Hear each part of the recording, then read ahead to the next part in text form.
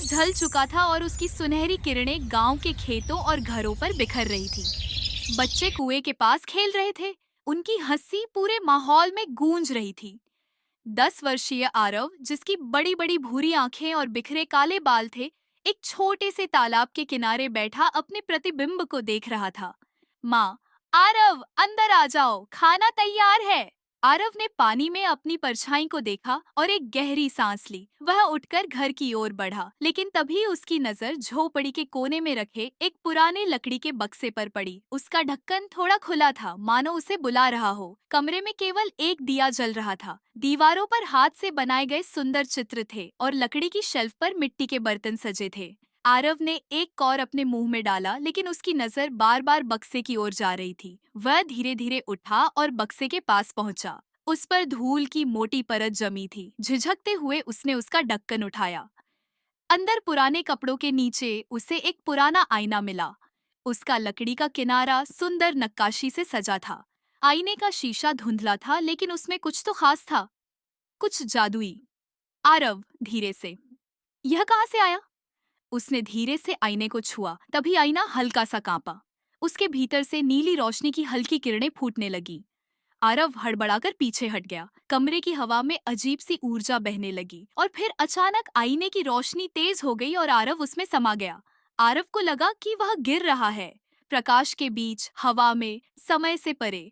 जब उसने अपनी आंखें खोली तो वह अपने घर में नहीं था। आसमान गहरे बैंगनी रंग का था।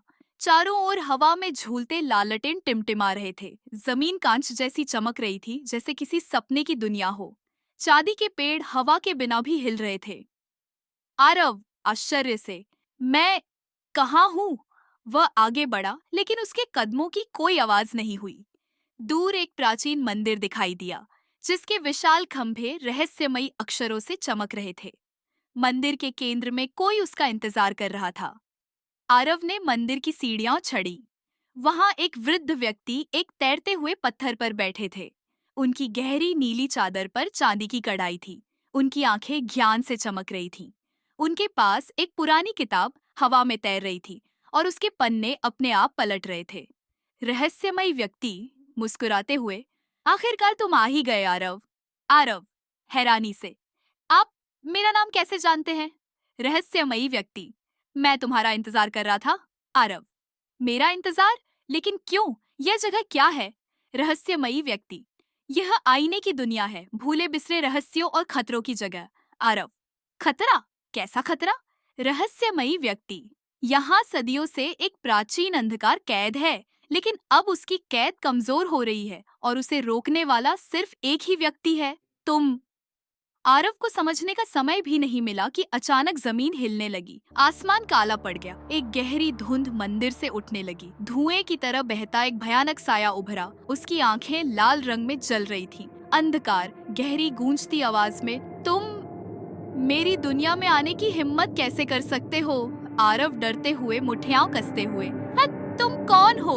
अंधकार, मैं प्रकाश का अंत हूँ, भूले बिसरे लोगों का स्वामी, और जल्द ही मैं मुक्त हो जाऊंगा।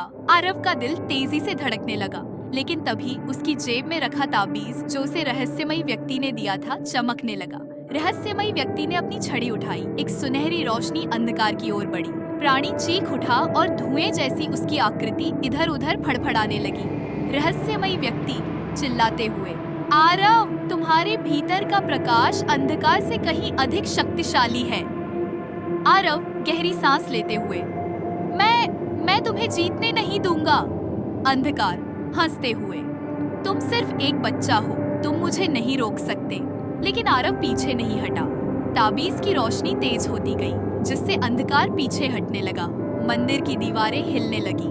आखिरकार आरव ने ताबीज को ऊंचा उठाया। निकली चमकती किरणों ने पूरे स्थान को रोशनी से भर दिया। अंधकार ने एक अंतिम भयंकर चीख मारी और फिर हमेशा के लिए गायब हो गया।